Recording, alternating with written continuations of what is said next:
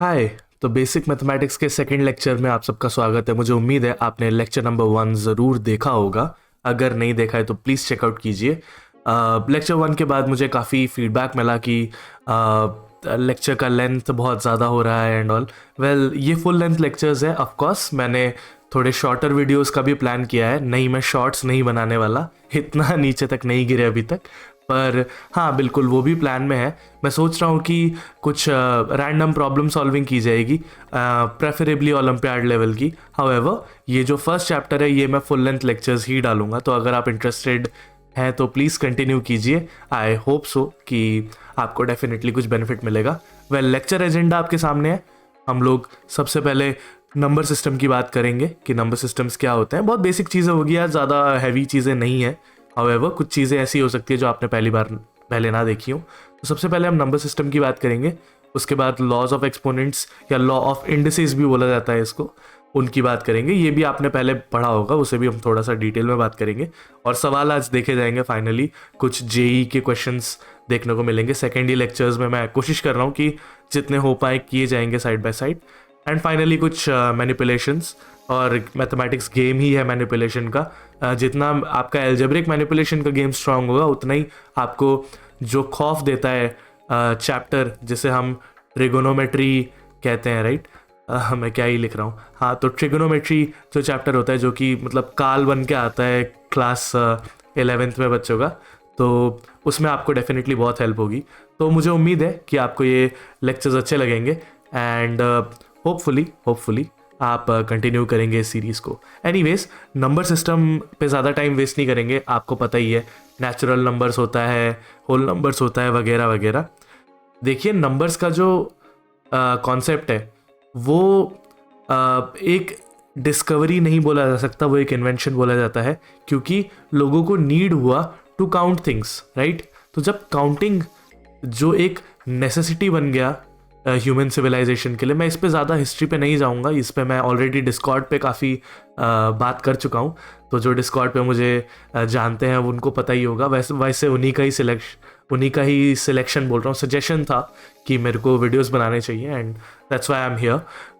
But हाँ, जो लोग मुझे वहाँ पे जानते हैं दे ऑलरेडी नो कि मैंने इस पे काफ़ी बात की हुई है। खैर, तो शुरुआत में जो काउंटिंग थी वो 1 2 3 ऐसे नंबर्स में हम टोटल चीज़ों को काउंट कर रहे थे कि एक चीज़ कितना हो सकता है कितना नहीं।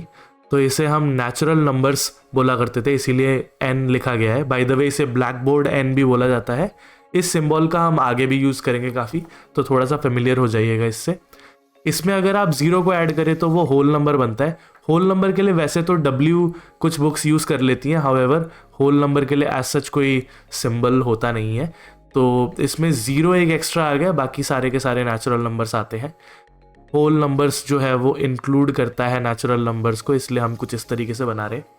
ऑफ कोर्स इसके ऊपर हमें इंटीजर्स मिलते हैं। इंटीजर्स को जो है वो कैपिटल Z और कैपिटल I से रिप्रेजेंट किया जाता है। और इसमें आपके होल नंबर्स तो हैं ही सारे के सारे। इसके बाद हमने नेगेटिव नंबर्स जो हैं वो इंक्लूड कर दिए होते हैं। तो ये जितना भी सारा का सारा मैटर है, इसे हम इंटीजर्स कहते हैं। अगेन, मैं इस तरीके से क्यों लिख रहा हूँ शायद आपको समझ आ रहा होगा कि जो होल नंबर्स है उसके अंदर नेचुरल नंबर्स ऑलरेडी प्रेजेंट होते हैं और इंटीजर्स में ये दोनों ऑलरेडी प्रेजेंट होते हैं, राइट? इसके बाद जो मेन चीज़ आती है वो है रैशनल नंबर्स की, जिसे हम Q से डिनोट करते हैं। Q फॉर कोशेंट, और आपको पता ही है कोशेंट जो होता है वो दो चीज़ के डिवाइड करने से ही आता है। और ये P/Q भी क्यों लिखा हुआ है, शायद अगर आप मैथमेटिक्स पहले पढ़े होंगे तो आपको पता ही होगा कि रैशनल नंबर्स जो होते हैं वो नंबर्स होते हैं of the form P/Q such that जहाँ पे P एंड Q are both integers and Q is not equal to 0। कुछ बुक्स में P को इंटीजर अलग से लिखा जाता है और Q को नेचुरल नंबर अलग से लिखा जाता है। वेल, टू बी ऑनेस्ट, कोई फ़र्क नहीं पड़ता उससे। अगर आप Q को नेगेटिव भी ले लें तो भी वो नेगेटिव साइन आगे आ जाएगा, तो ज़्यादा डिफरेंस नहीं है, वो चल जाएगा। इसके अलावा रैशनल नंबर्स के अलावा कुछ नंबर्स होते हैं जिन्हें हम इररैशनल नंबर बोलते हैं। इसको QC यानी Q कॉम्प्लीमेंट और और एक और चीज़ से लिखा जा सकता है, खैर QC ही रख लेते हैं फिलहाल के लिए, इसे हम इररेशनल नंबर्स कहते हैं, राइट। और ये टोटली डिफरेंट है, ये इसमें कहीं पे भी इससे इसका कोई लेना देना नहीं है, क्योंकि आपको पता है रैशनल नंबर्स, वैसे हम डिस्कस भी करेंगे, rational numbers non terminating repeating होते हैं या फिर टर्मिनेटिंग होते हैं, whereas irrational numbers non terminating non repeating होते हैं। तो इनका एक दूसरे से कोई लेना देना नहीं है, और इन सबको जब आप इंक्लूड करते हैं तो उसे हम बोलते हैं कि इन सबको एक छत के नीचे जब आप इंक्लूड करते हो, रैशनल एंड इररेशनल टुगेदर, तो इसे मैं कलर भी अलग दे देता हूँ, क्योंकि ये सबसे इंपॉर्टेंट चीज़ है। ये real numbers, R for real numbers कहलाते हैं, राइट। आर फॉर रैशनल भी किया जा सकता था, बट नहीं, हम कोशेंट यूज़ करते हैं उसके लिए, तो क्यू होता है।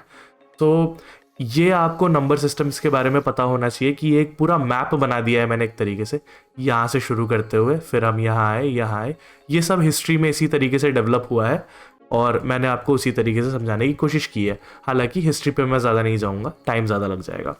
अच्छा, इसके अलावा हम थोड़ा सा और डिस्कशन कर लेते हैं रैशनल नंबर्स पे, राइट। तो रैशनल नंबर्स, जैसा कि मैंने बोला कि इसे क्यू से डिनोट किया जाता है। रैशनल नंबर्स दो टाइप के होते हैं, मैंने आपको बता ही रखा है।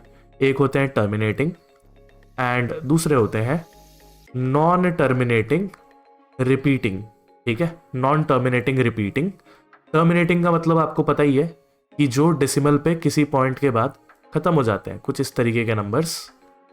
और नॉन टर्मिनेटिंग रिपीटिंग का मतलब जिस पे आप बार नोटेशन यूज करते हैं। वैसे आपको पता ही होगा कि ये जो 1/3 बार है ये आता कैसे है। I think you can guess, yes, ये इससे आता है, राइट, 1/3। तो इस टाइप के जो नंबर्स होते हैं उसे नॉन टर्मिनेटिंग रिपीटिंग कहा जाता है। अगेन दोनों को ही P/Q की फॉर्म में लिखा जा सकता है, तो इस वजह से ये रैशनल नंबर्स की कैटेगरी में आते हैं। अगेन इररैशनल्स की बात करें तो ये एक ही टाइप के होते हैं, जो कि होते हैं नॉन टर्मिनेटिंग नॉन रिपीटिंग, ठीक। और इसका सबसे बढ़िया एग्जाम्पल, जो सबसे स्टार इररैशनल नंबर है, वो है पाई। अगेन पाई 22/7 के बराबर नहीं होता, मैं पहले ही आपको बहुत क्लियरली बता देता हूँ। 22/7 एक रैशनल नंबर है, और पाई एक रैशनल नंबर हो जाएगा तो उसे इररैशनल में क्यों रखेंगे। अगेन ये 3.14 भी नहीं है, क्योंकि ये टर्मिनेट हो जा रहा है। हाँ, लेकिन इन दोनों को आप एक अप्रॉक्सीमेशन की तरह ज़रूर यूज़ कर सकते हैं।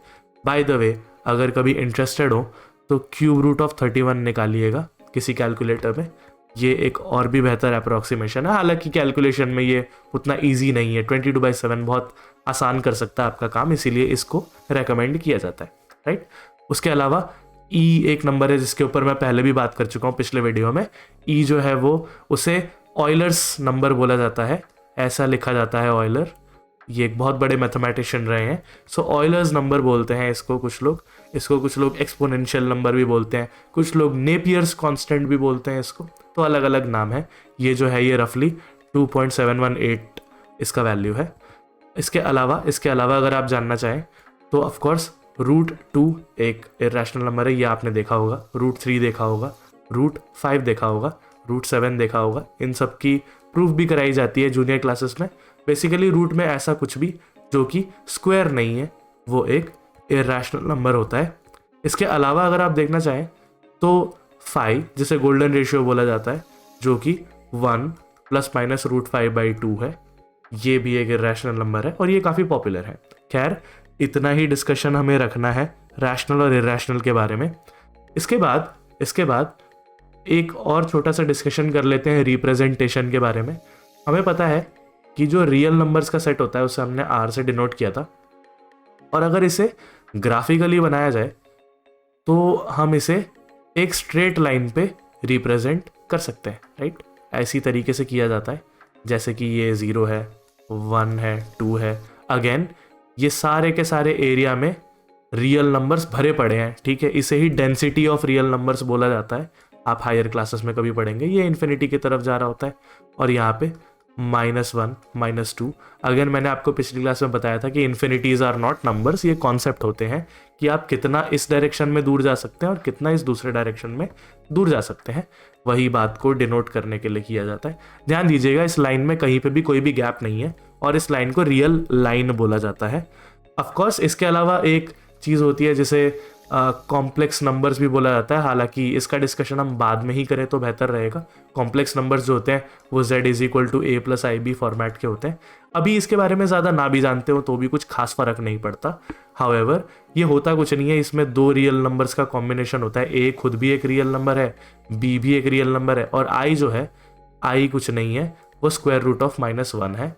बेसिकली ये ऐसे नंबर्स हैं जिनका स्क्वायर रूट नेगेटिव आने का चांस होता है, राइट। चांस क्या होता है इस डेफिनेशन से तो होता ही है, क्योंकि हमें पता है रियल नंबर्स में कभी भी किसी रियल नंबर का, किसी भी नेगेटिव नंबर का आप स्क्वायर रूट नहीं ले सकते, नेगेटिव रियल का आप स्क्वायर रूट नहीं ले सकते कभी भी।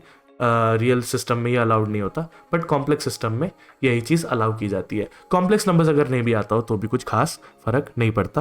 मुझे उम्मीद है यहाँ तक बात समझ आ रही होगी। कॉम्प्लेक्स नंबर्स का डिस्कशन कॉम्प्लेक्स नंबर्स वाले चैप्टर में किया जाए तो बेहतर होता है। खैर, इसके बाद हम अगले टॉपिक पे आ जाते हैं जो कि है ऑपरेशंस ऑन नंबर्स।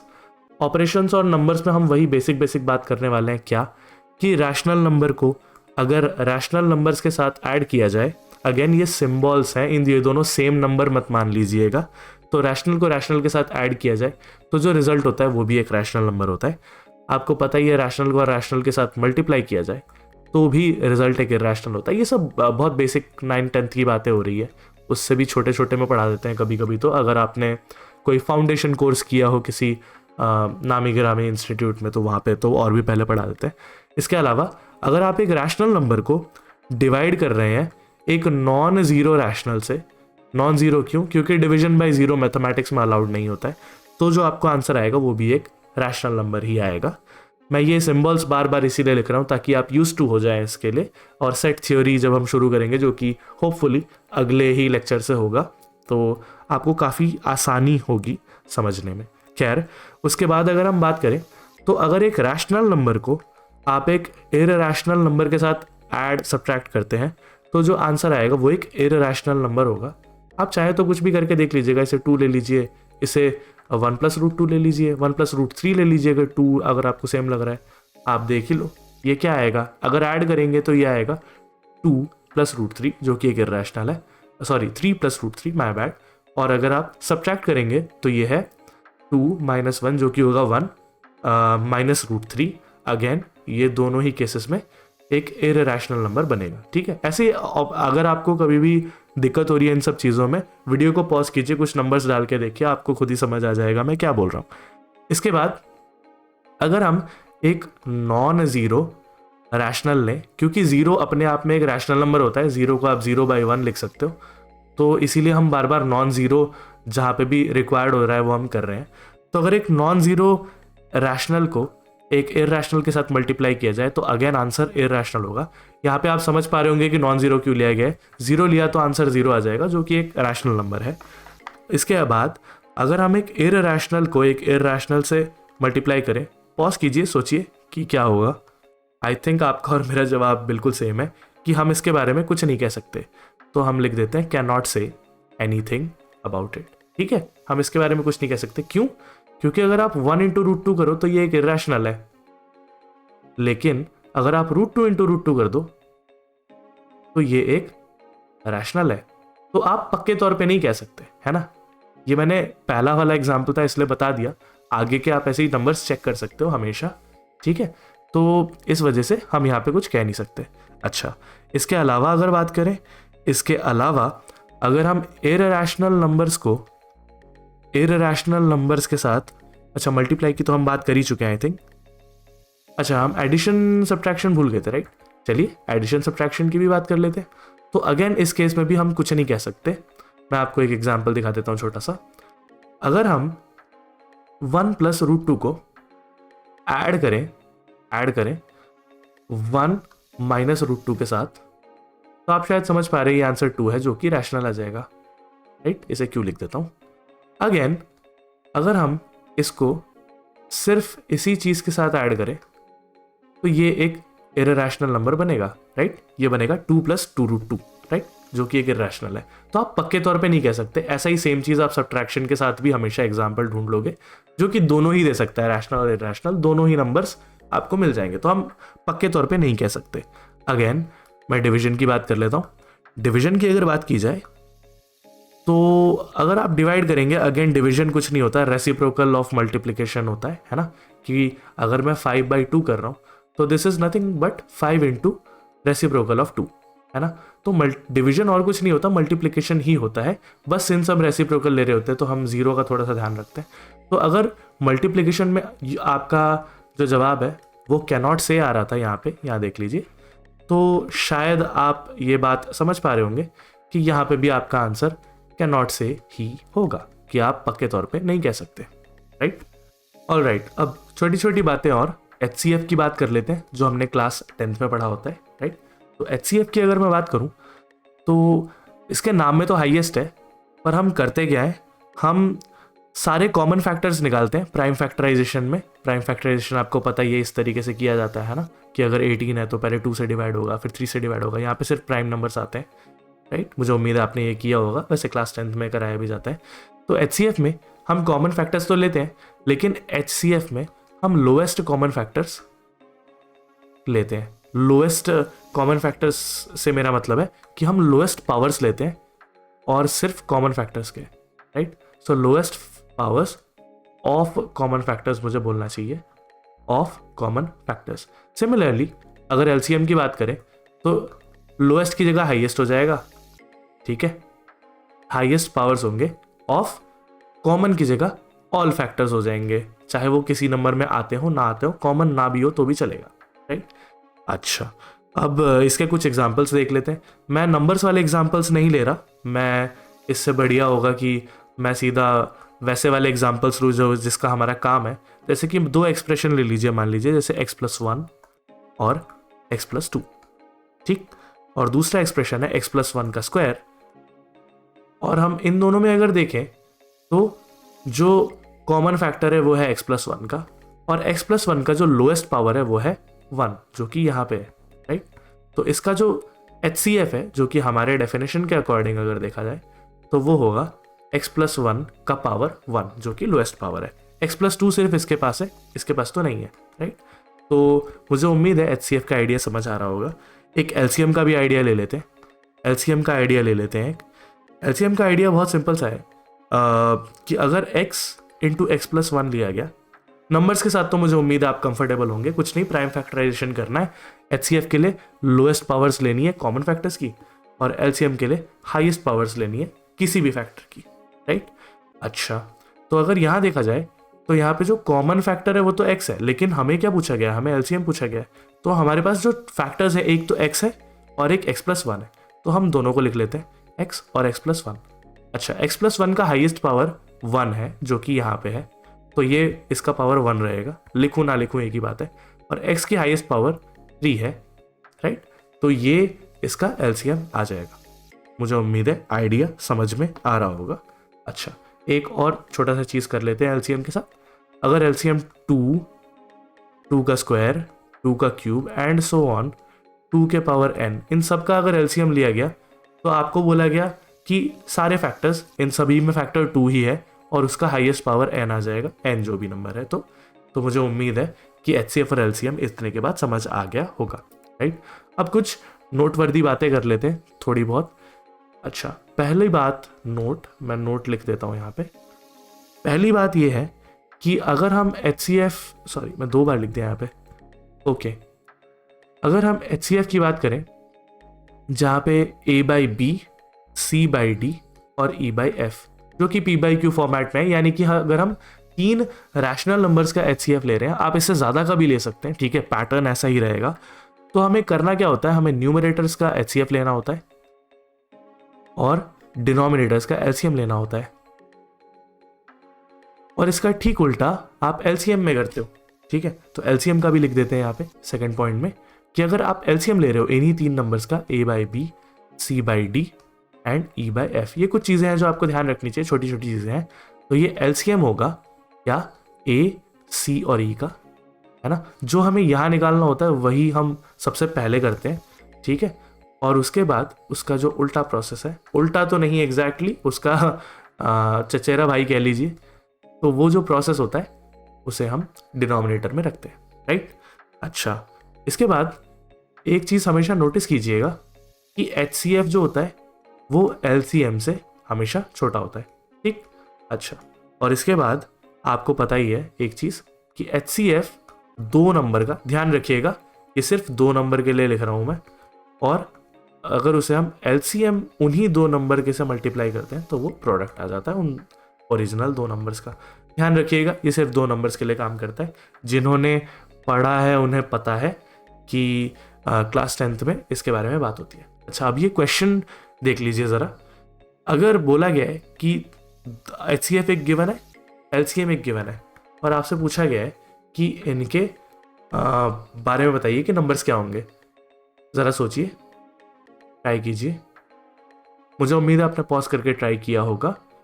अगर आप ध्यान से देखें तो कुछ लोग क्या करेंगे कि HCF कर दिया 25, LCM कर दिया, दो नंबर्स की ही बात हो रही है तो HCF LCM दिया हुआ है, तो जो प्रोडक्ट आएगा वो आएगा 25 × 5, जो कि आएगा 5 5 = 25, 1 कैरी हो गया, 5 2 = 10, और नहीं रे गलत कर दिया मैंने, 5 5 = 25 तो 2 होगा ना, हाँ।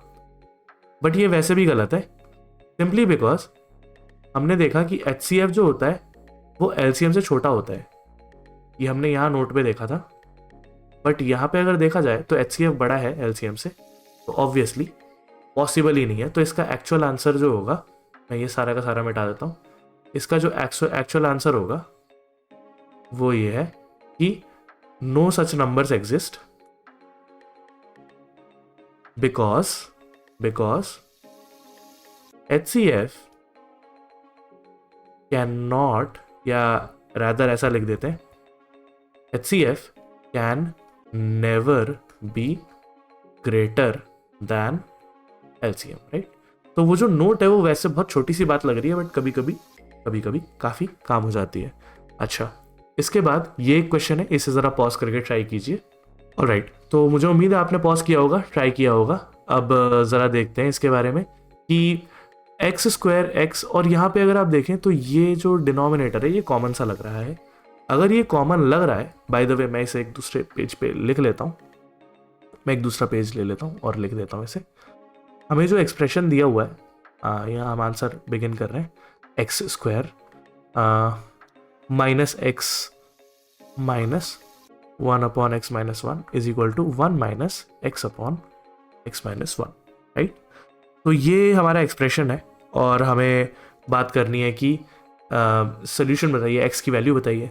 हम देख रहे हैं कि ये और ये न्यूमरेटर सेम है, तो एटलीस्ट इसको इधर ले जाके हम सॉल्व करने की कोशिश तो कर ही सकते हैं, राइट। ये सब ऑब्जर्वेशन का गेम है, आपको ऑब्जर्वेशन अपना स्ट्रॉन्ग करना ही चाहिए अगर आप मैथ्स में एक चांस भी चाहते हैं तो, स्पेशली कॉम्पिटिटिव एग्जाम्स में।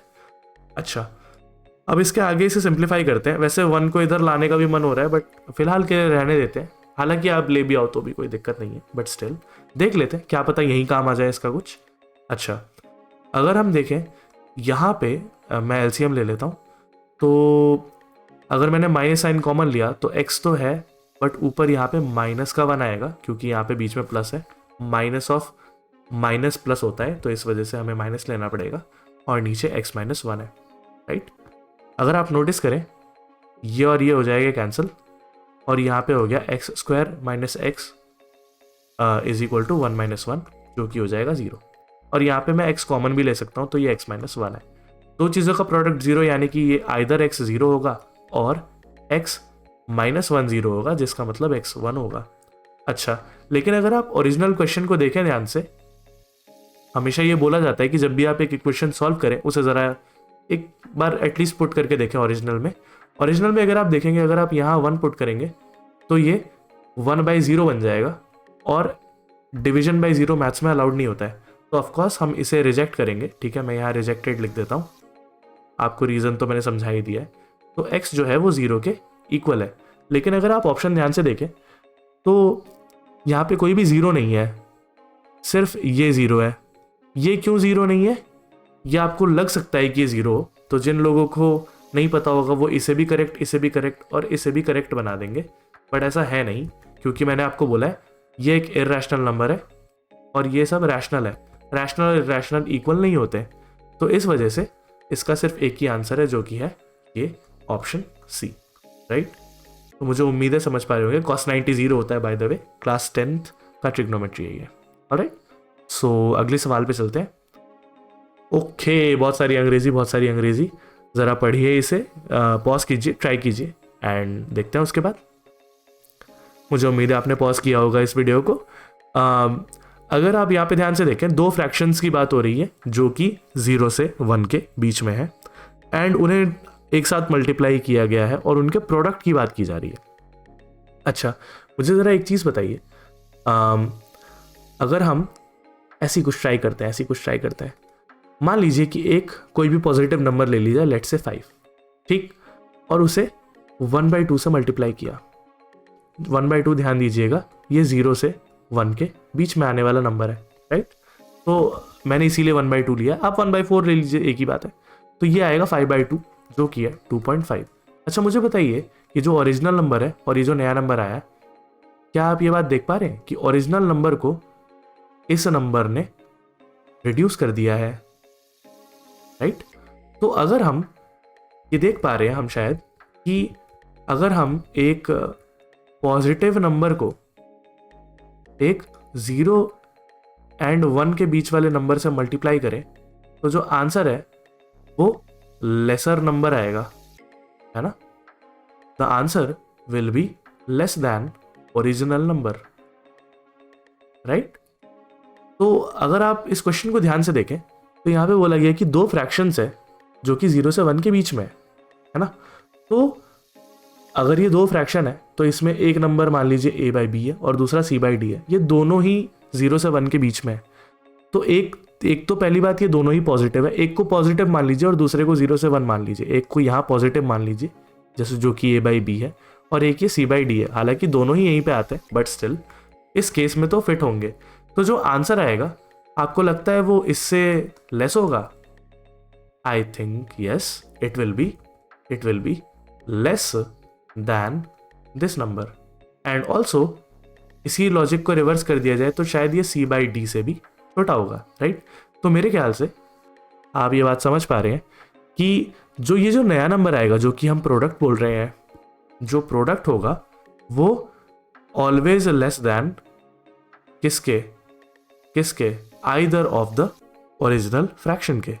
ऐसा होगा? क्या लगता है? यस, राइट, ऐसा होगा। तो ये हमेशा लेस दैन होगा ओरिजिनल पॉजिटिव नंबर के ना। आप चाहे तो कोई एग्जांपल लेके देख सकते हैं। ये 1/2 है, अगर आपको 2/3 लेना है तो भी देख लो, ये 1/3 है एंड आई थिंक ये इन दोनों से ही कम आता है ना? अच्छा, बाय द वे चेक कर लीजिएगा, ये 0.3 बार है, ये इससे जस्ट बड़ा है, ये 0.6 बार हो जाएगा और इसको देखा जाए ये 0.5 है, तो ऑब्वियसली ये सब दोनों से छोटा है, ठीक है? ऐसे ही आप चेक कर लीजिएगा आगे का। हम आगे बढ़ते हैं यहाँ से। अगला जो टॉपिक है वो है क्लासिफिकेशन ऑफ नेचुरल नंबर्स। इसमें ज़्यादा बात नहीं करनी है, आपको पता है इवन नंबर्स जैसा कुछ होता है जो कि 2n फॉर्मेट में लिखा जाता है, जहाँ पे n बिलोंग टू n लिखा जा रहा है, यानी कि n एक नेचुरल नंबर है, ठीक है? ये सिंबल मैंने आपको पिछले वीडियो में बताया था, आई होप सो अभी तक क्लीन होगा। ऐसे ही अगर हम ऑड नंबर की बात करें तो वो या तो 2n+1 लिखा जाता है या फिर 2n-1 लिखा जाता है। ये कब लिखा जाता है? ये तब लिखा जाता है 2n+1 जब n एक होल नंबर है, ठीक है? मैं w यूज़ कर रहा हूँ, हालांकि ये होल नंबर्स की बात हो रही है। और अगर ये है तो n को एक नेचुरल नंबर होना पड़ेगा, क्योंकि अगर n 0 हो जाता है तो ये नेगेटिव में नंबर बन जाता है। और मैं ऑड नंबर की बात कर रहा हूँ फिलहाल। ध्यान रखिएगा, इवन नंबर और इवन इंटीजर में फ़र्क होता है। इवन इंटीजर्स जो होते हैं वो नेगेटिव हो सकते हैं, यानी कि n जो है वो इंटीजर से बिलोंग करेगा, 2n बनाएगा तो इवन इंटीजर होगा। वैसे ही ऑड नंबर की अगर मैं बात करूं, ऑड इंटीजर की अगर मैं बात करूं रादर, तो अगर ऑड इंटीजर की बात हो रही है तो ये 2n+1 और n जो है वो z से बिलोंग करता है, इंटीजर से, और 2n-1 जहाँ पे n अगेन इंटीजर से बिलोंग करता है। अगर आपको ये सिंबल्स देखने में दिक्कत हो रही है, कोई बात नहीं, अगले लेक्चर का वेट कर लीजिए। इसका मतलब होता है कि ये नेचुरल नंबर है, n जो है वो एक नेचुरल नंबर है, n जो है वो एक इंटीजर है, ठीक है? बिलोंग करने का मतलब है कि ये इस हिस्से से आ रहा है, ठीक? अच्छा, उसके बाद प्राइम नंबर्स आपको पता ही है कि प्राइम नंबर्स क्या होते हैं, कर ही देते हैं फिर भी एक बार।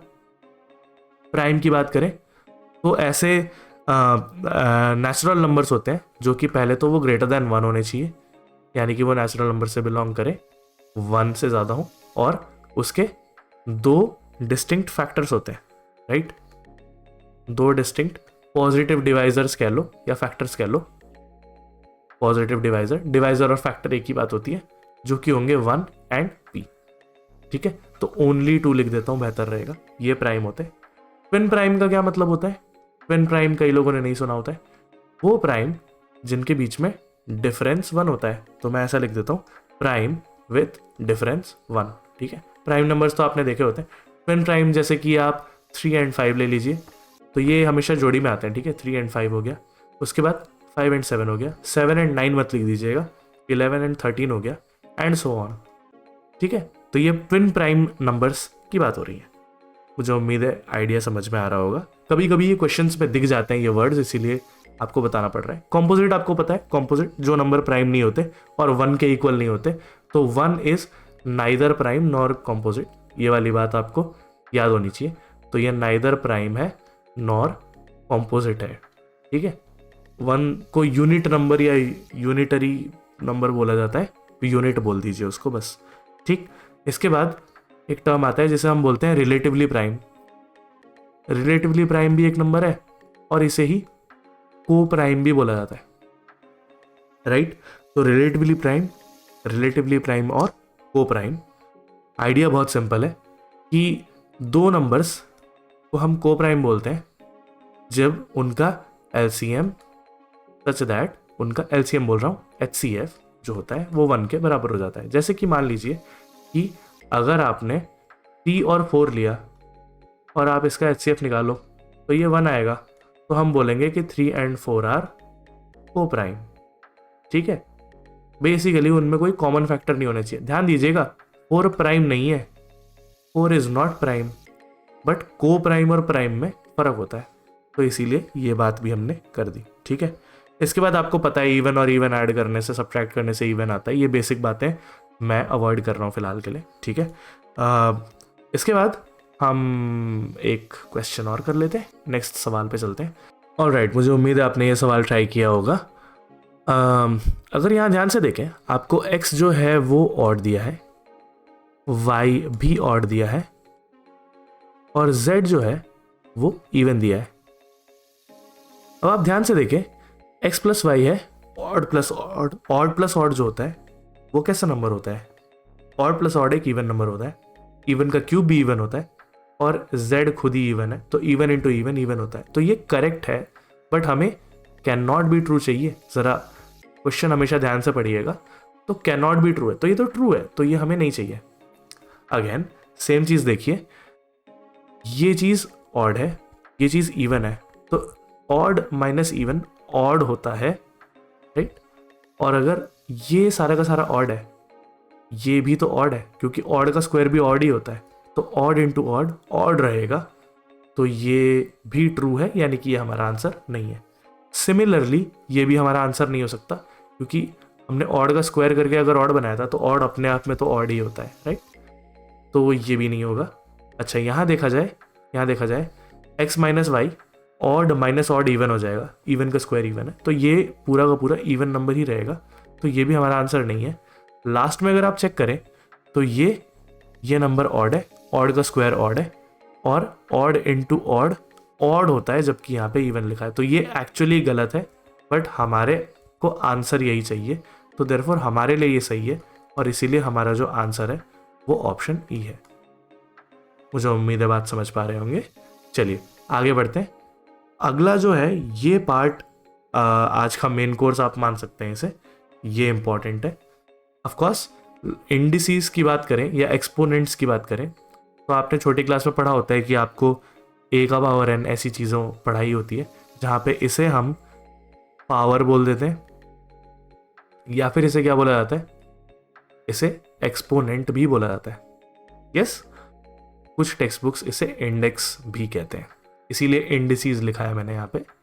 लॉज ऑफ एक्सपोनेंट तो आपने सुना ही होता है, और ये जो नीचे लिखा है इसे बेस बोला जाता है, नीचे है इसीलिए बेस बोलते हैं इसको। अच्छा, अब इसके बाद आपने कुछ बेसिक लॉज पढ़े होते हैं, जैसे कि a की पावर m डॉट ए की पावर एन, इसे बोला जाता है ए का power m plus n, right. ऐसे ही सिमिलरली ए का पावर एम बाई एन जो कि होगा ए का पावर एम माइनस एन, ये सारी चीज़ें प्रूव करी जा सकती हैं, छोटी क्लासेस में करवाया भी जाता है, या फिर आपके टीचर ने रटवा दिया हो तो भी कोई दिक्कत नहीं है। एनीवेज, अगर ये देखें कि पावर के ऊपर पावर है तो ये पावर्स मल्टीप्लाई हो जाती हैं आपस में, एंड ऐसा ही कुछ यहाँ पे भी देख लीजिए, अगर ऐसा कुछ भी लिखा हो तो ये पावर्स सेपरेटली मल्टीप्लाई हो जाती है, पी आर, ठीक है। अच्छा, इसके बाद फोर्थ है, किसी चीज़ का पावर 0 1 होता है, बस कभी कभी आपको ये नहीं बताया जाता कि यहाँ पे ए जो है वो 0 नहीं होना चाहिए, क्योंकि 0/0 जो होता है वो हम कैलकुलस में पढ़ते हैं कि ये इनडिटर्मिनेट फॉर्म होता है, जैसा कि नाम बोल रहा है इनडिटर्मिनेट है, इसको आप डिटरमाइन नहीं कर सकते। अच्छा, पांचवी बात कर लेते हैं कि ए का पावर p/q, इसे हमें पता है कि अपॉन में जो q लिखा जाता है इसको हम एक्चुअली qth रूट में लिख सकते हैं, राइट। तो हम यहाँ पे वही करने वाले हैं कि a का पावर p तो रहने दीजिए और इसे qth रूट में आप लिख सकते हैं। क्यों? क्योंकि a का पावर p/q जो है, इसमें जो p/q लिखा है ऊपर, इसमें से आप इसे p/q की जगह p × 1/q लिख सकते हैं, और अगेन फिर आप इस वाली चीज़ का इस्तेमाल कर सकते हैं, राइट। तो वही किया गया है, और इसका रिवर्स भी कर सकते हो। रिवर्स किया तो आपको पहले रूट लेना पड़ेगा और फिर pth पावर लगानी पड़ेगी, तो ये दोनों ही चीज़ें बराबर है, ठीक है। अच्छा, इसमें q की एक बात कर सकते हैं हम कि q एक नेचुरल नंबर है पहला चीज़, और q must be greater than equal to 0, p जो है वो एक इंटीजर है, ठीक है। अगर ये बातें याद भी ना हो तो भी चलेगा, बट अगर पता हो तो बहुत अच्छी बात है। अच्छा, इसके बाद ये वाला पार्ट इंपॉर्टेंट है। ये वाला पार्ट शायद आपने पहले कभी सोचा ना हो, मतलब बुक्स में तो मिल जाएगा, लेकिन वही है, देखने वाला भी तो चाहिए। तो अगर आपको ये कंडीशन दिया हुआ है कि a का पावर x और a का पावर y बराबर है, बेसिकली एक नंबर है जहाँ पे बेस सेम है और पावर दो डिफरेंट डिफरेंट है जो कि इक्वल बताए जा रहे हैं, तो ये कब कब पॉसिबल है?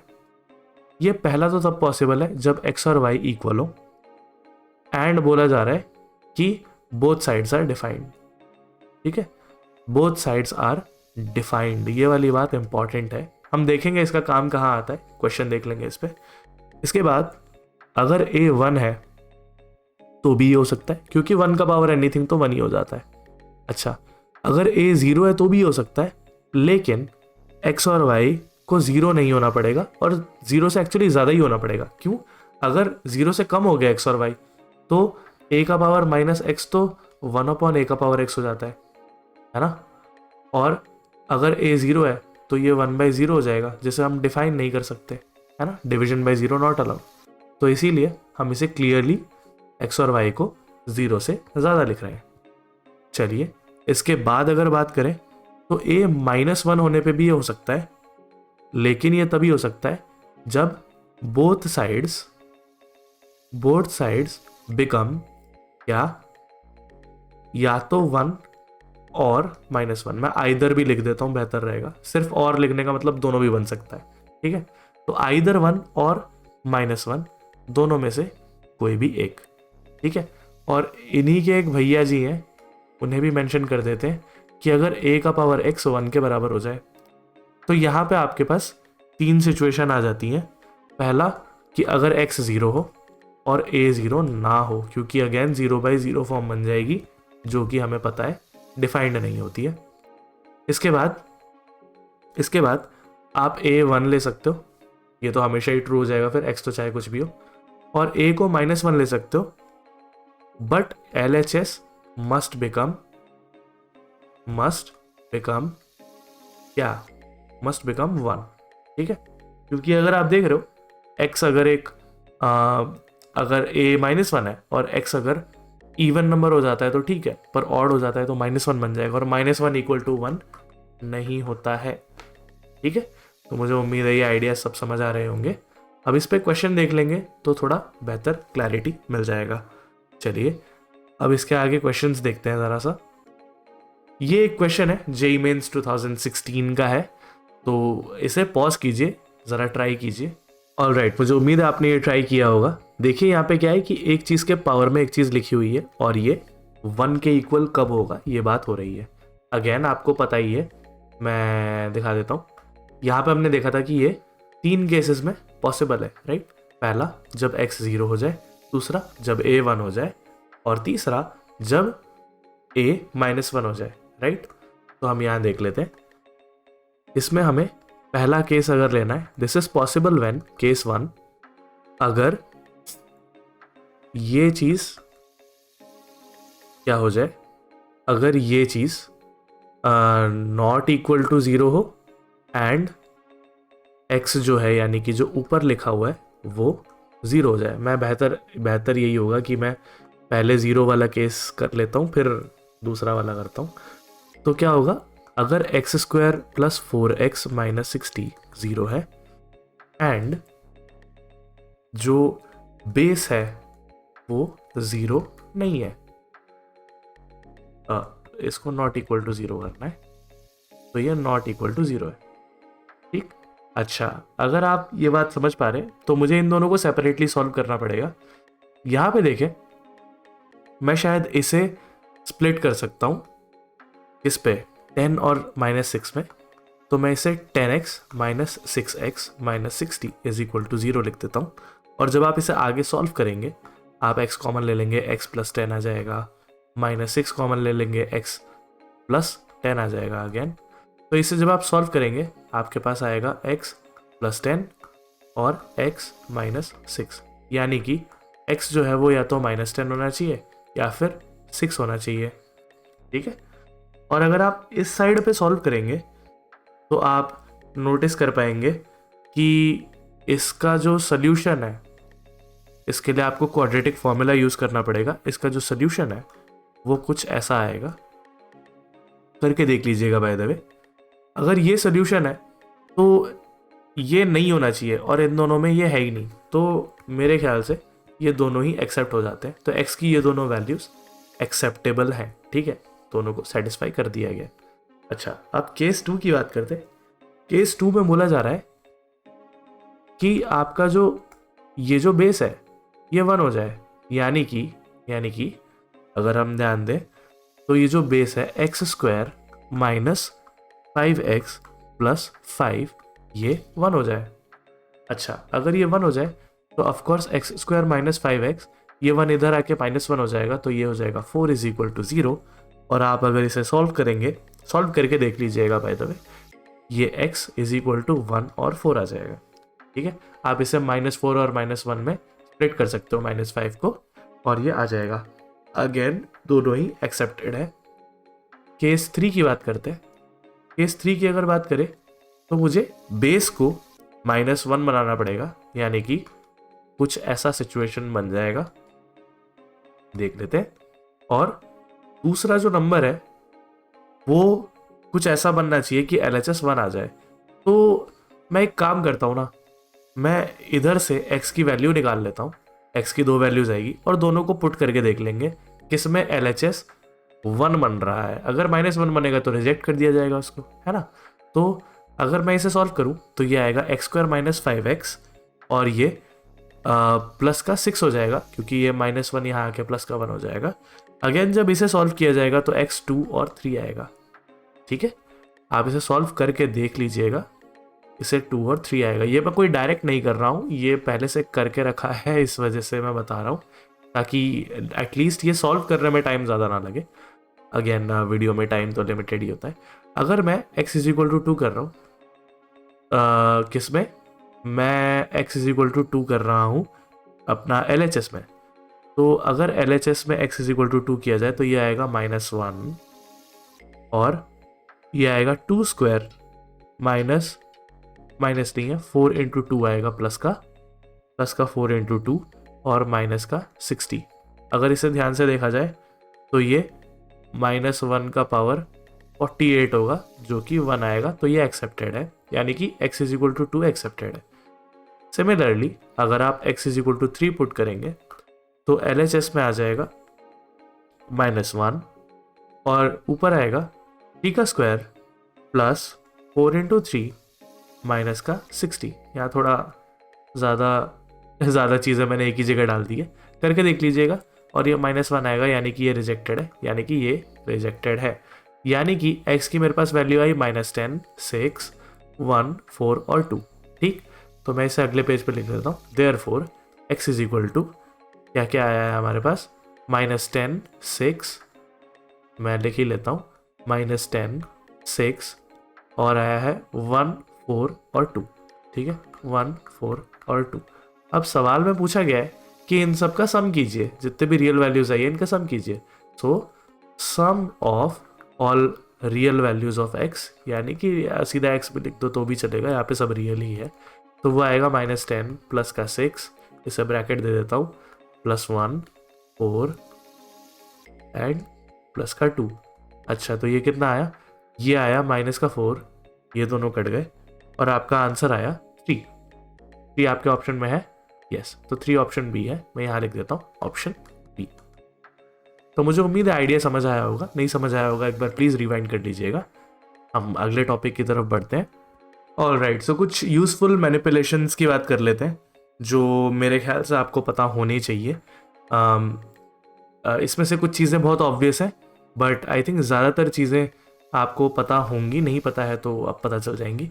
तो पहला चीज़ होता है कि किसी भी रियल नंबर a के लिए a बिलोंग्स टू r कर दे रहा हूँ, जो है हम ये बात कह सकते हैं कि a² जो होता है वो हमेशा >= 0 होता है। इसका फुल फ्लेज प्रूफ किया जा सकता है कि जब a >0 है तो ऑब्वियसली a² जो है वो a × a होगा, और अगर a b है तो -a पॉजिटिव हो जाता है और -a² भी a² हो जाता है, जो कि >0 है। करके देख लीजिएगा। बाय द वे मैं यहाँ पे ये चीज़ नहीं लिख रहा हूँ क्योंकि टाइम बहुत ज़्यादा लग जाएगा उस केस में। सेकेंड अगर पार्ट देखा जाए तो किसी भी पॉजिटिव रियल नंबर के लिए r+ लिख रहा हूँ, पॉजिटिव रियल नंबर के लिए हम देखते हैं कि x + 1/x हमेशा > 2 आता है। और अगर सेम चीज़ देखा जाए किसी भी नेगेटिव रियल नंबर के लिए x + 1/x हमेशा < -2 आता है। यानी कि इस टर्म की मिनिमम वैल्यू ये हो जाएगी कब, जब x एक पॉजिटिव रियल नंबर है, और इस टर्म की मैक्सिमम वैल्यू ये हो जाएगी। तो ये कभी कभी काम आ जाता है, मैक्सिमम मिनिमम वैल्यूज़ में पूछा जा सकता है कभी कभी। इसमें से अगर मैं पहले वाले का एक्सप्लेनेशन आपको दूं तो अगर x एक रियल नंबर है तो शायद हम ये बात समझ पाएंगे पहला वाला रिजल्ट यूज़ करके कि ये चीज़ का जो स्क्वायर है वो > 0 है। बस इस स्क्वायर को ओपन कीजिए तो आपको मिलेगा x + 1/x -2 इज > 0। बस इस 2 को यहाँ ले जाइए और आपको यही रिजल्ट मिल जाएगा। ऐसा ही सेम आप नेगेटिव वाले के लिए भी कर सकते हो। नेगेटिव वाले में अगर x जो है यहाँ से बिलोंग करता है तो आप कोई एक नंबर t ले लो जो कि -x के इक्वल हो, तो जो t होगा वो r+ से होगा, और आप फिर t के लिए ये वाला रिजल्ट प्रूव कर सकते हो एंड उसको माइनस लगा दोगे तो दूसरा वाला रिजल्ट आ जाएगा। ठीक है, तो उसे ट्राई करके देख लीजिएगा। माइनस वाला मैं यहाँ से हटा देता हूँ फिलहाल के लिए, माइनस वाला ट्राई करके देख लीजिएगा। सब कुछ हो जाएगा, बस आपको ट्राई करने की देरी है। ठीक, अच्छा अगला रिजल्ट देख लेते हैं, अगला मैनिपुलेशन रादर देख लेते हैं, ये सब काम आ जाता है कभी कभी। तीसरा जो है वो बहुत ईजी है। क्या कि अगर XY रियल नंबर्स है और कैसे हैं, सच दैट दोनों के स्क्वायर का एडिशन 0 हो रहा है, तो ऐसा तभी पॉसिबल हो सकता है जब, ये मैं कर देता हूँ ऐसा, दिस एम्प्लाइज दैट x को 0 होना पड़ेगा एंड y को भी 0 होना पड़ेगा। इसके पीछे का कारण शायद आप समझ पा रहे हैं। x और y अगर रियल नंबर्स है तो x² > 0 होगा, y² > 0 होगा।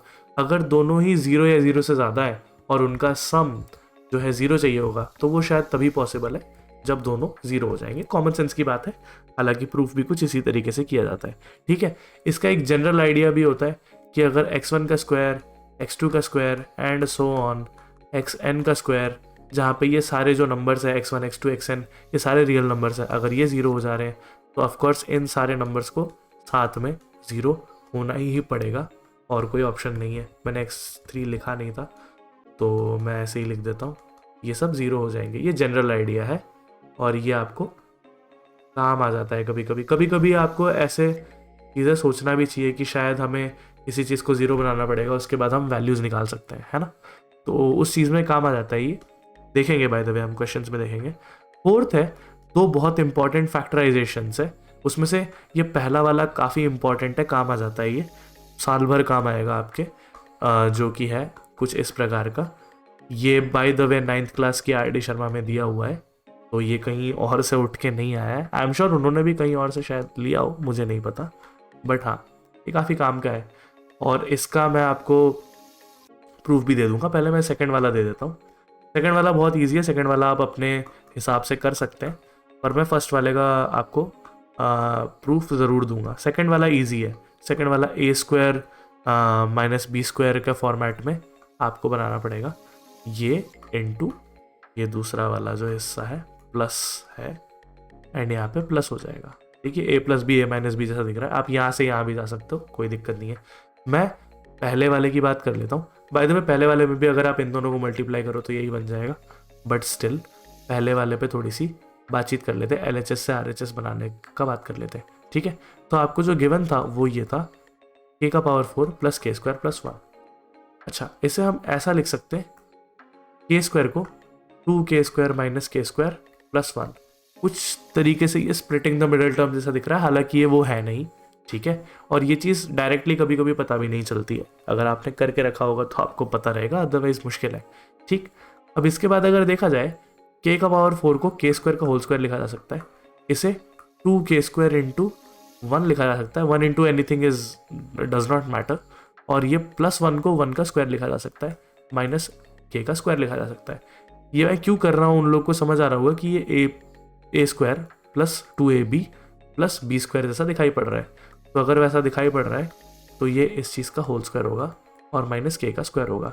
अगेन ये a square minus B square जैसा दिखाई पड़ रहा है, ए स्क्वायर माइनस बी स्क्वायर होता है, मैं ए क्यों लिख रहा हूँ, ए माइनस बी इंटू ए प्लस बी, और यही आपका RHS है, ठीक है। तो मुझे उम्मीद है ये प्रूफ समझ आया होगा। सेकंड वाले में भी कुछ खास नहीं करना है, सेकंड वाले में अगर देखा जाए तो इसमें आपको करना क्या है, ये ए स्क्वायर है, ये बी स्क्वायर है, तो आपको एक तो चाहिए होगा प्लस 2ab और एक चाहिए होगा माइनस 2ab। अच्छा, यहाँ पे आपके पास ऑप्शन है, आप a plus b a minus b दोनों बना सकते हो, लेकिन अगर आपने इस माइनस वाले को इसके साथ बना के a माइनस बी का होल स्क्वायर बना दिया तो आपके पास फिर प्लस एक चीज़ का स्क्वायर प्लस दूसरे चीज़ का स्क्वायर आ जाएगा, जिसका कि आप कुछ खास कर नहीं पाएंगे। तो आप ए स्क्वायर माइनस बी स्क्वायर बाहर रहने दीजिए और इसको प्लस के साथ बना लीजिए। इसको प्लस के साथ बनाने का मतलब कुछ ये है कि ये स्क्वायर हो गया, और इसे अगर आप चाहें तो इसे आप √2kn का होल स्क्वायर लिख सकते हैं। अगेन इसे आप सिंप्लीफाई करेंगे, वही आएगा जो यहाँ पे मेंशन है, ठीक है। तो करके देख लीजिएगा आगे का। हम आगे बढ़ते हैं अगले मैनिपुलेशन की तरफ। मैनिपुलेशन तो नहीं है, एक सिंपल सा ज्ञान है, आपको पता ही होगा कि ग्राफ वगैरह कैसे बनाए जाते हैं दो चीज़ों के, है ना। ऐसे एक्सिस होती है, थोड़ा सा बात कर ही लेते हैं इस पे। ऐसे एक्सिस होती है x और y, और हम इस पे ग्राफ बना सकते हैं। हम एक चीज़ पढ़ेंगे जिसे हम फंक्शन बोलते हैं, हालांकि फ़िलहाल के लिए जैसे कि आपने ऐसा कुछ पढ़ा होता है p of x is equal to x square वगैरह, और इसमें आप x की वैल्यू डालते जाओ, आपको इसकी एक वैल्यू मिलती जाएगी। इसको आप प्लॉट कर सकते हो, है ना। इसको अगर आप y मान लो, y is equal to x square मान लो, ऐसे, तो इसकी जो भी वैल्यू आती रहेगी उसे y पे प्लॉट करते रहेंगे, इसकी जो वैल्यू आती रहेगी x पे प्लॉट करते रहेंगे। अगर ये वाली बात आपको नहीं समझ आती है कोई दिक्कत नहीं है, फंक्शंस के टाइम पे आप पढ़ ही लेंगे, वैसे भी फंक्शंस पढ़ने के बाद समझ आ जाएगी। तो अगर हम एक ग्राफ बना रहे हैं जो कि कुछ ऐसा है, ठीक है, इसे मैं f ऑफ x बोल देता हूँ, फंक्शन ऑफ x बोला जाता है इसे, ठीक है। x की वैल्यू पुट कीजिए, ये कुछ एक फॉर्मूला होगा, उसकी अपनी वैल्यू आती रहेगी, ठीक है। आप पॉलिनोमियल मान सकते हो फिलहाल के लिए। और दूसरा ग्राफ जो है वो मान लेते हैं कुछ इस तरीके से है, g ऑफ x, और हमारा जो इक्वेशन दिया हुआ है, जो हमारा जो ओरिजिनल इक्वेशन था वो था कि ये कौन सा पार्ट है, ये 5th पार्ट है आई थिंक, हाँ जी। हमें सॉल्व करना था f of x g of x का। अगर हमें इसे सॉल्व करना है तो इसके जो सॉल्यूशंस होंगे ना, वो मैं दिखा देता हूँ आपको। सॉल्यूशंस क्या है कि ये और ये इक्वल कब हो रहे हैं, अगर आप ग्राफ पे देखो तो ये और ये यहाँ पे इक्वल हो रहे हैं, यानी कि अगर आप देखें तो these the number of solutions की अगर मैं बात करूं, नंबर ऑफ सोल्यूशंस ये होगा 2। ठीक है, क्यों? एक पॉइंट ये रहा, दूसरा पॉइंट ये रहा, यहाँ पे ये दोनों इक्वल है ना। तो आपको यहाँ पे मैं समझाना ये चाह रहा हूँ कि अगर आपसे कभी नंबर ऑफ सोल्यूशंस की बात की जाए तो बेहतर है कि आप ग्राफ प्लॉट कर लें अलग अलग और देखें कि वो कितने पॉइंट्स पे इंटरसेक्ट कर रहा है। जितने भी पॉइंट्स पे इंटरसेक्ट कर रहा है वही उसके सोल्यूशंस है। ठीक है, तो मुझे उम्मीद है आइडिया समझ में आया होगा। अगर समझ में आया बहुत अच्छी बात, नहीं आया इग्नोर कीजिए, कोई दिक्कत नहीं है, या रिवाइंड करके देख लीजिएगा। मेनली उसका जो डिस्कशन है वो हमें फंक्शंस में काम आता है, इसलिए मैंने बता दिया। अच्छा, अब ये एक क्वेश्चन है, इसको ट्राई कीजिए, सॉल्व कीजिए। ओके, मुझे उम्मीद है आपने इसे पॉज करके ट्राई किया होगा। अब देख लीजिए, यहाँ पे गिवन था आपको x plus y is equal to 2। ठीक है, बहुत सिंपल सा क्वेश्चन है, ज़्यादा कुछ डिफिकल्टी नहीं है। अगर मैं इसका स्क्वायर करने गया तो इसका स्क्वायर जो होगा वो आपको पता है वो होगा 2 का स्क्वायर, जो कि होगा 4। ठीक, एंड अगर मैंने इसका क्यूब किया, एंड कर देता हूँ, अगर मैंने इसका क्यूब किया तो वो आपको पता है वो होगा 2 का क्यूब, जो कि होगा 8। ठीक है, इसे मैं यहाँ अच्छे से लिख देता हूँ। तो ये होगा x square plus 1/x square plus 2 is equal to 4। ठीक है, एंड दूसरा हिस्सा a cube plus 3a square b, cube का फॉर्मूला आई होप याद होगा, 3ab square plus b cube is equal to 8 था ये, है ना। अच्छा, यहां से हमारे पास आया x square plus x square is equal to 4 minus 2, जो कि है 2। और ये हम निकाल क्यों रहे हैं? क्योंकि ऑफकोर्स यहाँ पे हमें वही पार्ट चाहिए। ठीक है, अब यहाँ से अगर एक्स क्यूब और ये मैं अलग कर दूं तो मेरी बात बन सकती है, देखते हैं। तो यहाँ पे आया x cube plus 1/x cube, इसके साथ यहाँ पे ये x और ये स्क्वायर कट जाता है, तो हमारे पास आएगा 3x, और यहाँ पे आएगा 3 1/x। तो मैं 3 कॉमन ले लूँ तो ये x अपॉन 1/x आ जाएगा, जो कि है 8। अच्छा, इसके बारे में हमें पता है x प्लस 1/x 2 है, राइट। तो ये 3 2 6 हो जाएगा, मैं सीधा कर देता हूँ, 3 2 हो जाएगा 6, और ये उस तरफ जाके हो जाएगा माइनस का 6, 8 माइनस 6 हो जाएगा अगेन 2। ठीक है, तो हमारे पास क्या क्या आया, x square plus 1/x square, जो कि है 2, and x cube plus 1/x cube, जो कि अगेन है 2। देयरफॉर जो हमें रिक्वायर्ड है, x प्लस 1/x का स्क्वायर कर देता हूँ, यहाँ पे भूल गया था, plus x cube plus 1/x cube is equal to 2 + 2, जो कि है 4। ऑप्शन में है विच इज ऑप्शन डी, राइट। तो यहाँ पे लिख देता हूँ ऑप्शन डी। तो आई होप आइडिया समझ आया होगा कि कैसे किया गया है, क्या किया गया है। अब आप में से कुछ लोग ये पूछ सकते हैं मुझसे कि आपको ये स्क्वायर का आइडिया कैसे आया। स्क्वायर का आइडिया यहाँ से आया, क्यूब का आइडिया यहाँ से आया। ठीक है, तो वो आपको क्वेश्चन देख के सोचना पड़ेगा। हिट एंड ट्रायल भी कह सकते हो आप एक तरीके से, but exactly hit and trial नहीं है ये। अच्छा, ये नेक्स्ट क्वेश्चन है, ज़रा इसे ट्राई कीजिए। ओके, मुझे उम्मीद है कि आपने पॉज करके ट्राई किया होगा। अब ज़रा देखिए कि यहाँ पे करना क्या है। ये a square, x square, y square और 4z को मैं 2z का होल स्क्वायर कर सकता हूँ, और ए बी बी सी वैसा कुछ दिख रहा है ना। अगर हमें बचपन से याद हो, हमें पता होगा, बचपन मतलब बहुत पीछे नहीं जाना है, 9th क्लास में, a square plus b square plus c square, इसके बाद plus 2ab plus 2bc plus 2ca की अगर हम बात करें तो ये हो जाता था 0। पर आई थिंक यहाँ पे आपके पास ए बी बी सी और सी ए नहीं है, तो आप ये वाला काम तो नहीं कर सकते। अच्छा, अगर ये नहीं कर सकते तो इसे मैं बैठाता हूँ, तो क्या कर सकते हैं। अच्छा, अगर आप ध्यान दीजिए, आपको एक्स वाई जेड निकालना है, यानी कि आपको एक्स वाई और जेड की वैल्यूज चाहिए, और यहाँ पे एक्स स्क्वायर है और 6x है, ये कहीं ना कहीं 2 × 3 × x जैसा दिख रहा है, यानी कि शायद मैं स्क्वायर्स बनाने का सोच सकता हूँ। स्क्वायर बना के फ़ायदा क्या होगा, अगर a square plus b square plus c square is equal to 0 जैसा बन जाता है। ये ए बी और सी नंबर्स नहीं है, ये कुछ इसके अंदर एक्स होगा, इसके अंदर वाई होगा, ऐसा कुछ। तो मुझे पता है कि ये इनको सेपरेटली भी 0 होना पड़ेगा, राइट। इनको सेपरेटली भी 0 होना पड़ेगा।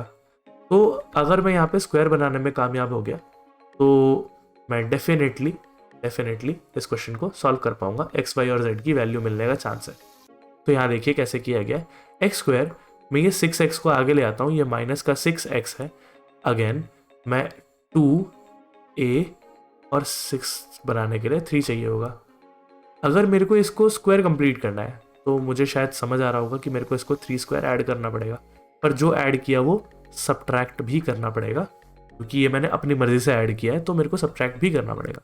अगेन वाई स्क्वायर गिवन है और ये -2 वाई तो था ही, और कुछ बचा ही नहीं है, तो 1 मेरे को चाहिए होगा। अगर 1 चाहिए तो मुझे 1 का स्क्वायर बनाना पड़ेगा, और ये बनाया है तो ये माइनस भी करना पड़ेगा। इसके बाद 4z है, जिसे मैंने बोला था कि मैं इसे 2z का होल स्क्वायर लिख सकता हूँ, -4, इसमें से 2 निकाला तो 2z तो है ही, मुझे साथ में चाहिए ही क्योंकि इसका स्क्वायर भी किया है। तो अगला नंबर 1 होगा, है ना। 2ab बनाना था मुझे, अब b का स्क्वायर बनाना है और इसे माइनस भी कर देना है, और इसमें +11 जो है उसका तो कोई रोल ही नहीं था, और ये 0 है। ठीक, मुझे उम्मीद है यहाँ तक समझ आया होगा।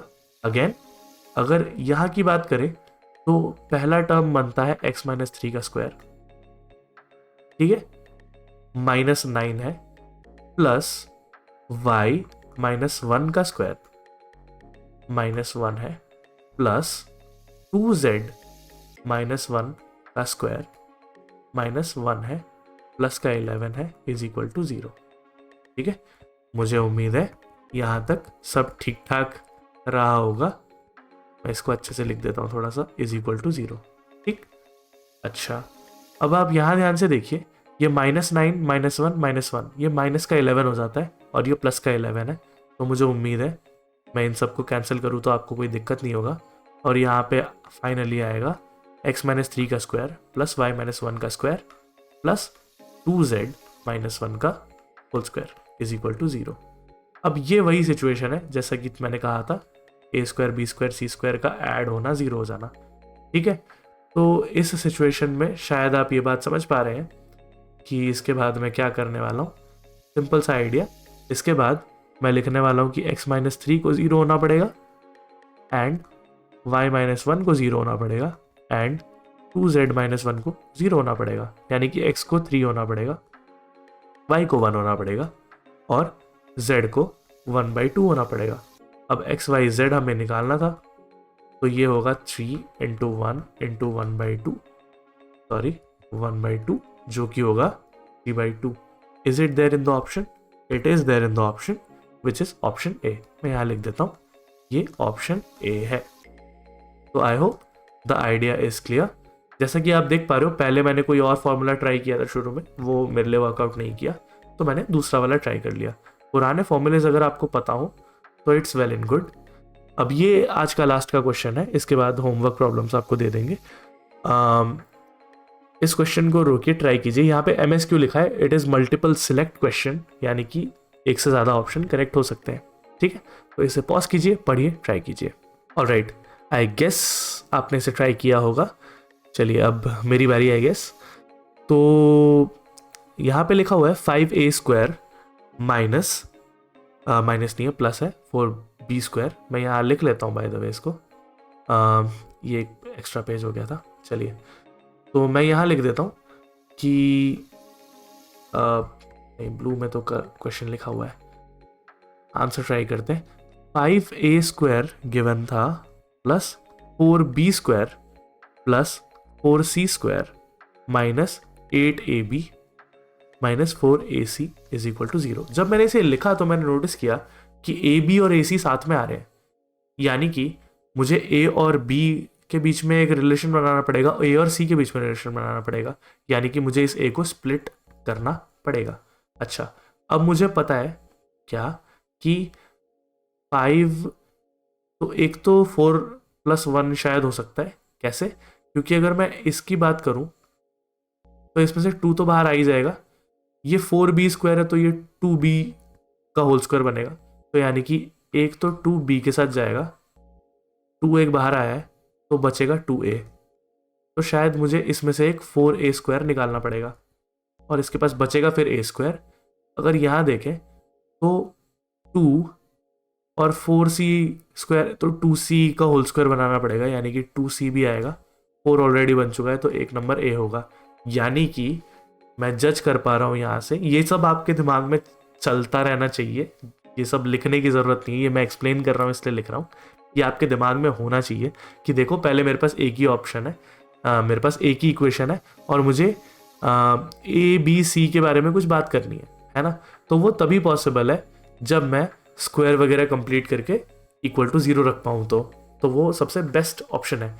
और उसके लिए मुझे यहाँ पे कुछ हिंट्स दिख रहे हैं, वो हिंट्स ये रहे, ये आपके दिमाग में चलने चाहिए। तो मैं इसे मिटाता हूँ और ये मेरे दिमाग में चलने के बाद मुझे आइडिया आता है कि मैं एक काम करूँ, 5a² को 4a² प्लस a² करूँ, 4b² तो है ही, 4c² है, minus 8ab minus 4ac is equal to 0। मैंने कोशिश की है कि मैं आपको थॉट प्रोसेस समझाऊं मेरा, कि मैंने क्या सोचा था इसे करने से पहले, रैदर दैन कि आपको सीधा आंसर पकड़ा दिया जाए। आंसर तो आपको इंटरनेट पे भी मिल जाएगा।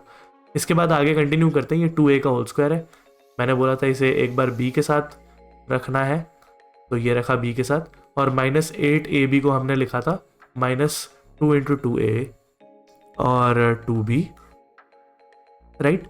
और दूसरा a² तो था ही, 4c² को 2c का होल स्क्वायर किया था और माइनस 2a है एज इट इज और 2c है एज इट इज, और ये पूरा 0 के बराबर है।